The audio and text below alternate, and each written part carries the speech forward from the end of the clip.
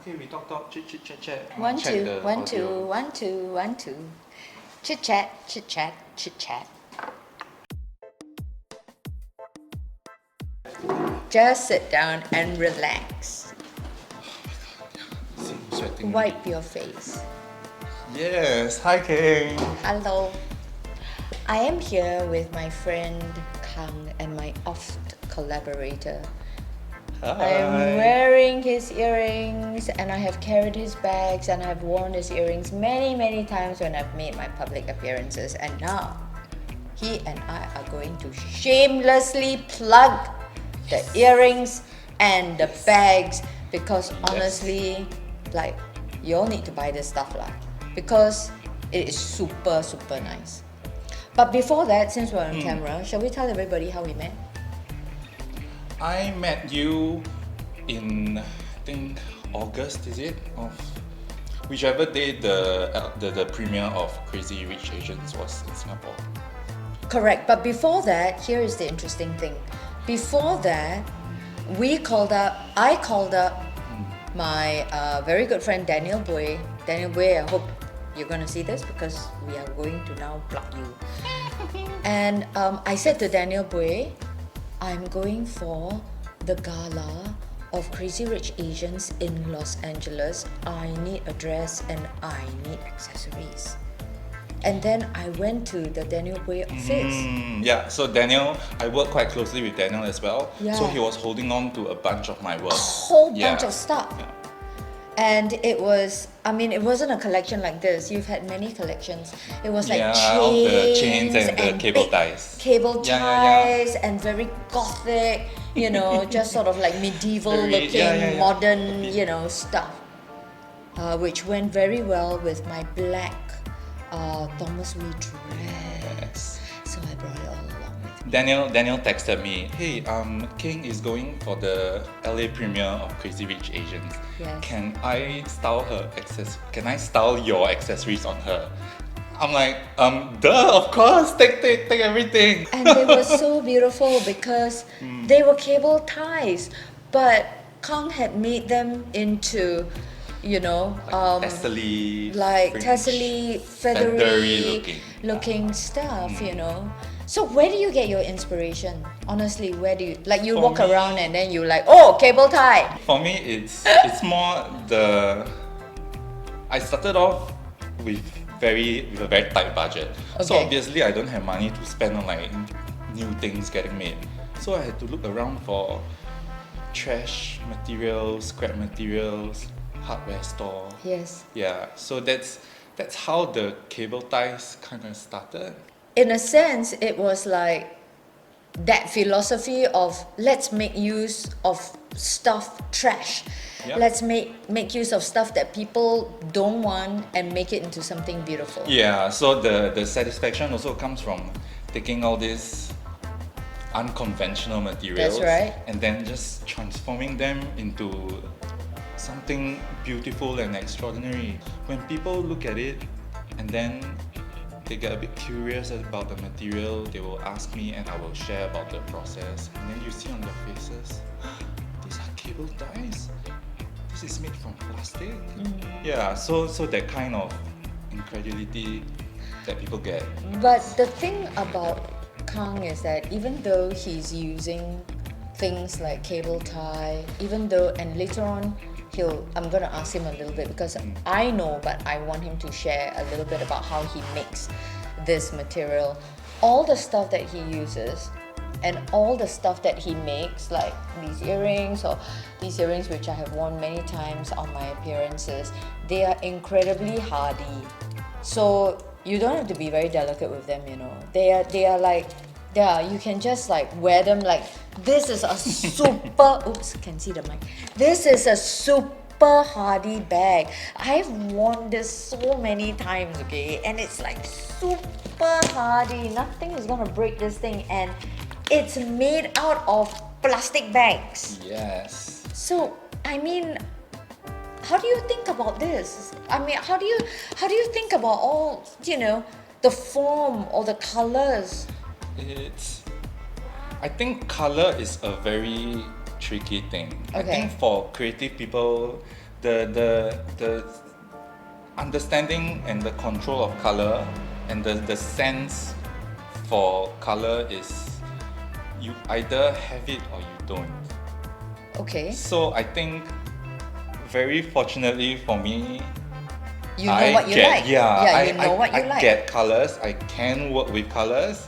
You But I mean, like obviously, it. you look at me, it's all black everything. But in my work, if you want me to do color, Yeah. I can do colors. Yeah. Yeah. In fact, it's funny because when I first knew you, it was a lot of black stuff, a lot of chainmail Metal. stuff and metal stuff.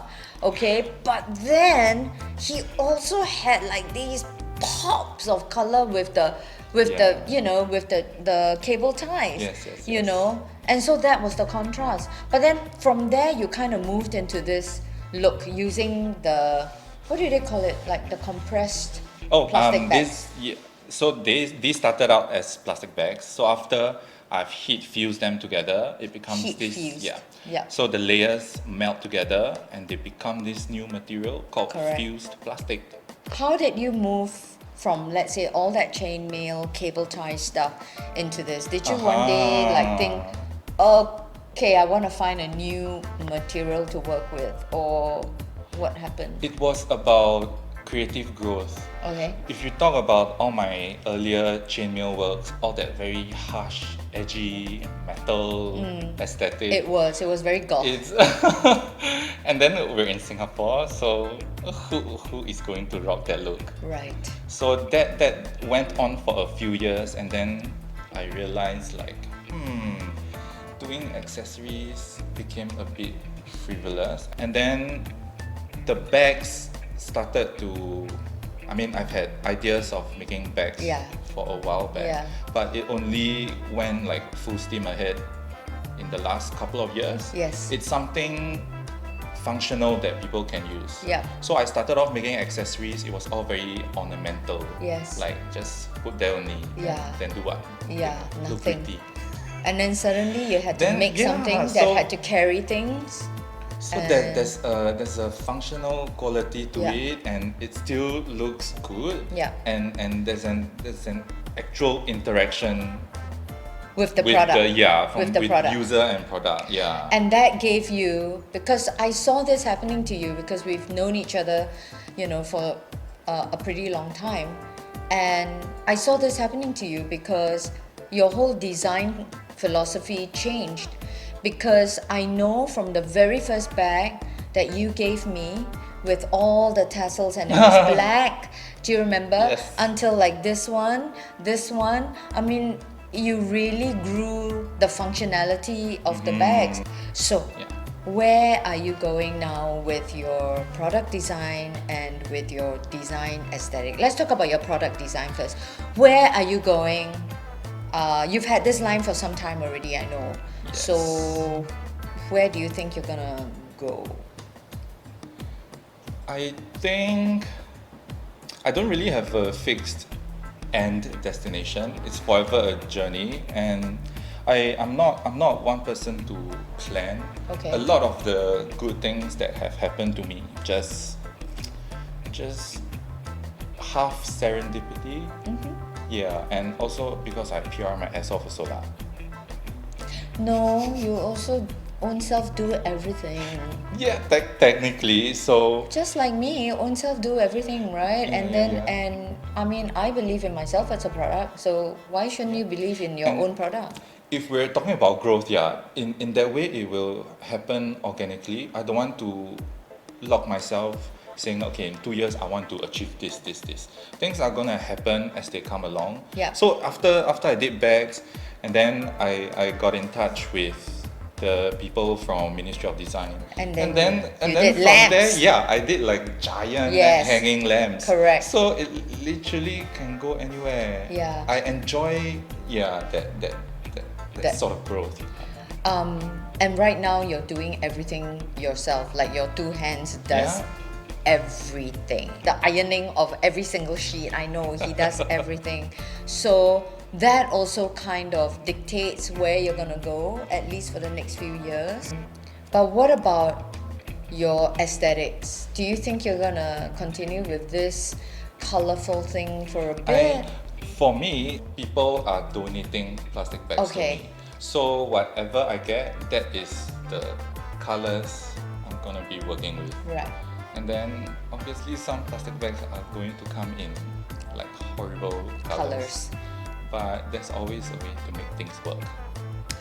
Finally, let's shamelessly plug this brand new piece of machinery that has completely helped you in your work. Tell us about it. So going back to the giant hanging lamp pieces, Yes. I had been making those giant lamps on my tiny entry-level sewing machine, like a domestic, the most entry-level sewing machine you can ever get.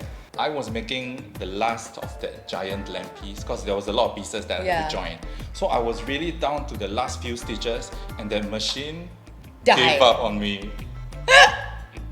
So okay, it's fine. No, It that's was a feng shui. immediately after that, the good folks at Bernina Singapore got in touch with me and they said, hey, we love your work. Why don't you come down to our showroom and test out some of the machines and see how their sewing machines can help me with my work.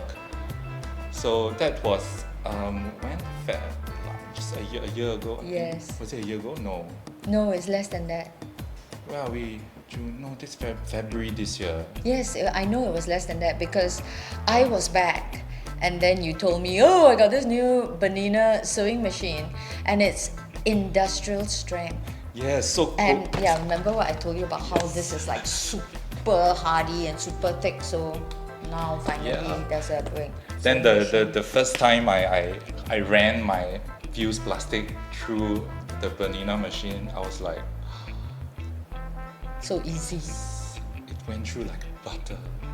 And you know, so we're gonna end off here by saying that hard work really pays off because then he got the Bernina. And you see how the feng shui goes, right? So the old sewing machine died right at the end of one project, and then suddenly the cosmic energy opened, and then the Bernina offer came, and you can really work the hell out of it. You see feng shui, and then just keep concentrating on what you're doing and making it good. Of course. Yay.